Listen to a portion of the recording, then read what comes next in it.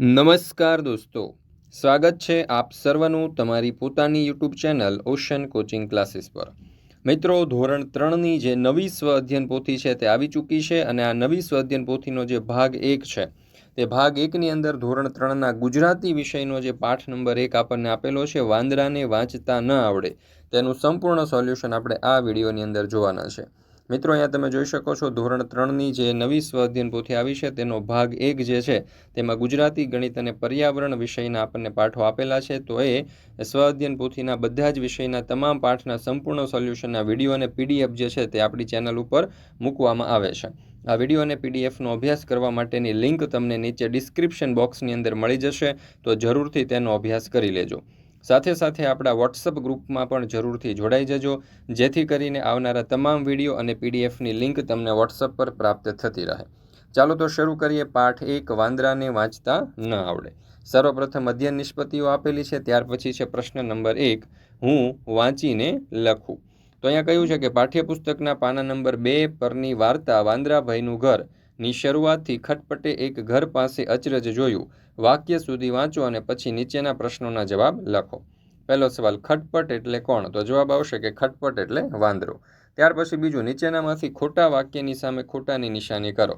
તો અહીંયા 4 વાક્યો આપણને આપેલા છે। તો ખટપટ હુપાહુપ કરે, તો હા। ખટપટને છાપરા ઉપર બેસવું ગમે, તો હા। ખટપટ એક ઝાડથી બીજા ઝાડ ઉપર ફરતો રહે, તો હા। ખટપટ આખો દિવસ ઊંઘ્યા કરે, તો એ ખોટું છે, તો એના ઉપર આપણે ખોટાની નિશાની કરીએ।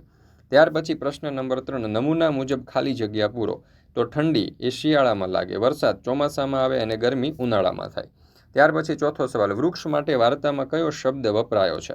તો વૃક્ષ માટે વાર્તામાં ઝાડ શબ્દ વપરાયો છે। પાંચમો સવાલ, તમને ઠંડી લાગે ત્યારે શું કરો છો? અમને ઠંડી લાગે ત્યારે અમે સ્વેટર, મફલર, ટોપી વગેરે જેવા ગરમ કપડાં પહેરીએ છીએ।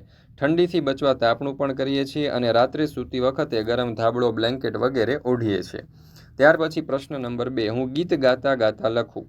તો પાઠ્યપુસ્તક પાના નંબર 13 પરનું ગીત ગાઓ અને પ્રશ્નના જવાબ લખો। પહેલો સવાલ, બધી જ વાર્તા દાદીની જેમ આબેહૂબ કોણ બોલે છે? તો જવાબ આવશે ટીકુબહેન। ત્યાર પછી બીજું, નીચેના વાક્યો સાચા છે કે ખોટા તે લખો।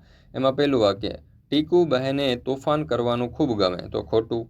ટીકુબહેન સાથે મમ્મી પપ્પા પણ વાંચે, તો સાચું છે। ટીકુબહેનના ઘરે 3-4 ચોપડીઓ છે, તો ખોટું વાક્ય છે। ચોથું, ટીકુબહેનની આંખો ખરાબ હોવાથી અજવાળામાં ગુમ થઈ ગયા, તો જવાબ આવશે ખોટું। ત્યાર પછી છે પ્રશ્ન નંબર 3, નાનાથી મોટા એ ક્રમમાં ગોઠવીને લખો। તો સર્વપ્રથમ સૌથી નાનું ટીકુ છે, એના કરતાં મોટા મમ્મી પપ્પા અને એના કરતાં મોટા દાદી। ત્યાર પછી છે ચોથો સવાલ, લખો। જેને રંગ હોય તેને રંગીન, તો જેને શોખ હોય તે શોખીન। પાંચમું, અંધારાનો વિરુદ્ધાર્થી શબ્દ ગીતમાં શોધીને લખો। તો અહીંયા ગીતની અંદર અંધારાનો વિરુદ્ધાર્થી શબ્દ અજવાળા આપેલો છે। ત્યાર પછી છે પ્રશ્ન નંબર 3, મારો શોખ વિશે 5 વાક્ય લખો। તો જો, મને વાંચવાનો ખૂબ જ શોખ છે, મને પાઠ્યપુસ્તકો સિવાયના પુસ્તકો પણ વાંચવા ગમે છે, મને વાર્તાના પુસ્તકો અને મહાપુરુષોના પુસ્તકો વાંચવા ગમે છે, મારા પિતાજી મને દર વર્ષે પુસ્તક મેળામાં લઈ જાય છે, હું મારી શાળાની લાઇબ્રેરીના પુસ્તકો વાંચું છું। મિત્રો, ધોરણ 3થી 8ની જે સ્વ અધ્યયન પોથી છે તે નવી સ્વ અધ્યયન પોથીના બધા જ ભાગના તમામ વિષયના સંપૂર્ણ સોલ્યુશનના વિડીયો અને પીડીએફ અને સોલ્યુશનની બુક આપણી ચેનલ ઉપર ઉપલબ્ધ છે।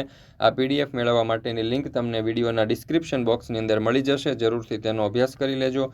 આપણી ઓશન કોચિંગ ક્લાસીસ નામની એપ્લિકેશન પણ છે, જે પ્લે સ્ટોર ઉપરથી ઉપલબ્ધ થઈ જશે, તો એના ઉપર પણ તમને પીડીએફ મળી જશે, તો જરૂરથી આ પીડીએફનો પણ અભ્યાસ કરી લેજો। અને વધારે માહિતી માટે અહીંયા તમને નંબર આપેલો છે, આ નંબર ઉપર તમે કોન્ટેક્ટ કરી શકો છો। ત્યાર પછી છે પ્રશ્ન નંબર 4, હું ચિત્ર જોઈને લખું। તો પાઠ્યપુસ્તક પાના નંબર 3 પરનું ચિત્ર જુઓ અને પ્રશ્નોના જવાબ લખો। એમાં પહેલો સવાલ, છાપરા પર કોણ બેઠું છે? તો જવાબ આવશે વાંદરો। બીજું, આ ચિત્ર કઈ ઋતુનું છે? તો જવાબ આવશે શિયાળો। ત્રીજું, ઠંડીથી બચવા ચિત્રમાં લોકોએ કેવા કપડાં પહેર્યા છે? તો ઠંડીથી બચવા લોકોએ શાલ, મફલર, ટોપી અને સ્વેટર વગેરે કપડાં પહેર્યા છે। ચોથું, લોકો લાકડા સળગાવીને તેની ફરતે શા માટે બેઠા હશે? તો જવાબ આવશે વિકલ્પ ડી, ઠંડી ભગાડવા। પાંચમો સવાલ, ચિત્રમાં કયા કયા રંગો પૂર્યા છે? તો ચિત્રમાં લીલો, ઘરના છાપરા ઉપર ગુલાબી, જમીનમાં કથ્થઈ અને લોકોના કપડામાં જાંબુડીઓ, વાદળી, કથ્થઈ, ગુલાબી વગેરે જેવા રંગો પૂર્યા છે। ત્યાર પછી પ્રશ્ન નંબર 6, ચિત્રમાં બતાવ્યા સિવાય બીજી કઈ રીતે ઠંડી ભગાડી શકાય?